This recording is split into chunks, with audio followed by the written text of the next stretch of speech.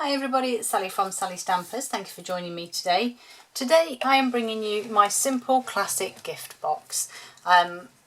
It is just simple. It's classic in the fact that it's just black and gold and gorgeous, and it's a nice little gift box. You know, it could fit a nice little hand cream in there, or maybe some chocolates or anything really, but it's really cute. It is 5 by 2 inches and 1.5 inches deep, so as I say, it is a good size. So I'm going to show you how to make it, and obviously, as I say, it is simple. So to start off with, for your base, you need a piece of card that is 8 by 5 inches, 21 by 13 centimetres, and we're going to score all of our sides at 1.5 inches, and that will be 4 centimetres. Crikey, it's a real wiggly line, that one. I don't know why it doesn't like it when I go that way. Okay, fold and burnish.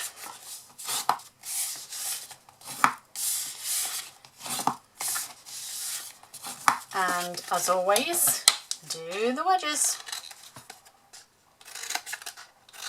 So that one there, and that one there. And then these ones on this side, and my last one. Crikey, hacking away at that, but it was spot on. Adhesive and pegs, and that is your base. Obviously, if you wanted to add some DSP to the bottom of the inside, that would be quite pretty. Or you could add, you know, some, dependent on your gift, you could add some more of the glimmer paper maybe.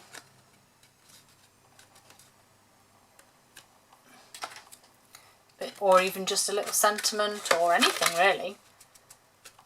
So that is your base made up, and then your lid is just here. Your lid is 7 by 4 inches, 18 by 10 centimetres, and we're going to score at 1 inch, and don't forget to add your shim. So 1 inch, 2.5 centimetres on all 4 sides.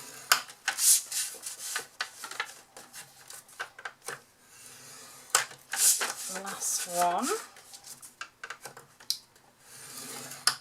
Okay, once you've done that, we'll do our folding and burnishing and cutting of our tabs, and then we will layer and decorate. So again, back in with those tabs on the 4 corners. Excuse my tummy rumbling, it's getting close to lunchtime. I don't actually know what I'm going to have yet. That'll be a plan. That'll be decided when I go in the kitchen, I think.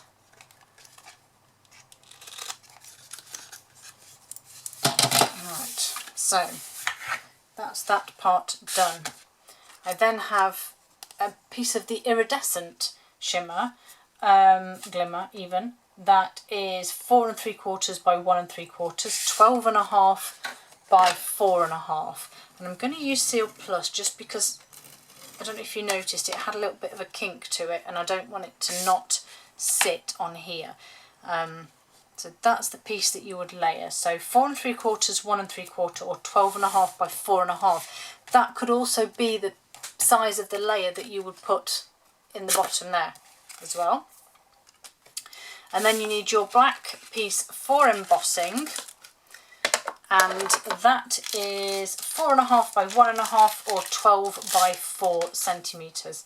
Get your little embossing buddy and gently brush across your panel there.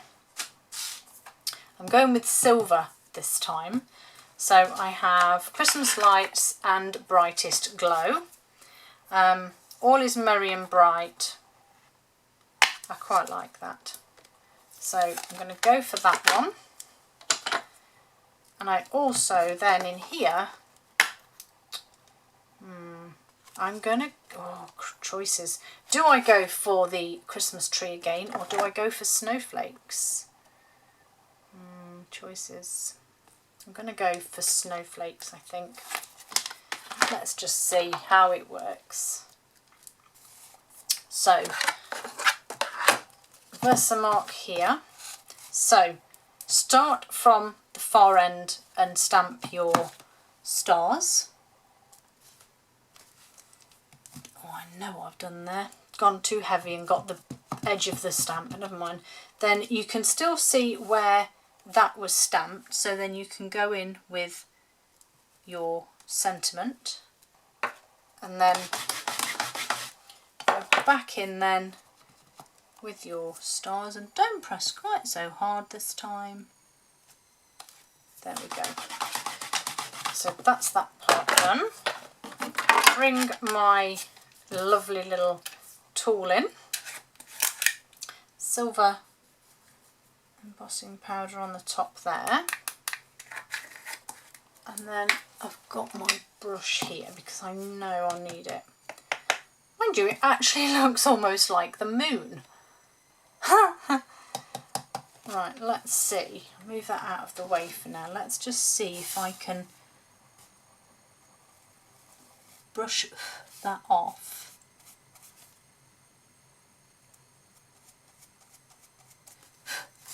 I think there's a little bit there which I'm actually going to try and get with my nail instead. There we go. That looks okay to me. Right, no more messing, Sally. Leave it alone. Heat emboss it. So, heat emboss. I definitely pressed too hard because a couple of those stars just look like blobs. There we go.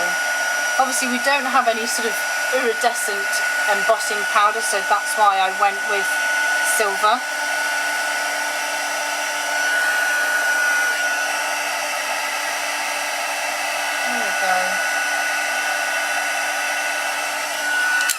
That is so pretty. Okay, so I'm going to adhere that, and again I'm going to use my Seal Plus just because the card has warped from the heat embossing. If I'd have done it on a lower heat and slower, it would have been fine, but obviously I generally try and do mine a bit quicker. I'm going to stick that on there. You probably need Seal Plus as well to adhere to the glimmer because it can be a little bit of a nuisance and not want to stick. And then I've got my favourite festive pearls, and I added little gold ones to the top of the Christmas tree, so I think I'm going to add silver to the middle of the two largest, did I call them stars or snowflakes? I don't know, but I'm going to stick two to the middle of them anyway. Snowflakes, I think, pretty. I love that.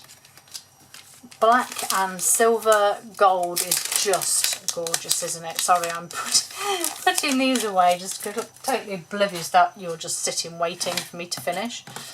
Let's take those pegs off. And we're back in again with that same problem that I don't have time to put pegs on because I need to build the box. But what I might do actually is, so I've done those two. I'm going to hold it just for a second while you have another little look at that gorgeous embossing and those meteorites. And then actually, oh, I know what I forgot as well. I forgot to use my heart punch for my thumb tabs. Can I do it? Come on. Oh no, undo the glue. Oh, let's do it quick then. If we're going to do it, we're just going to do it. Crumbs, there we go. And then I'm going to put it on the base and stick it down that way.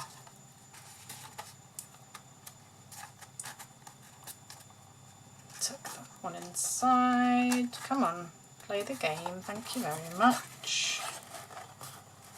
There's not going to work. I should have been patient, but I'm not. But there we go.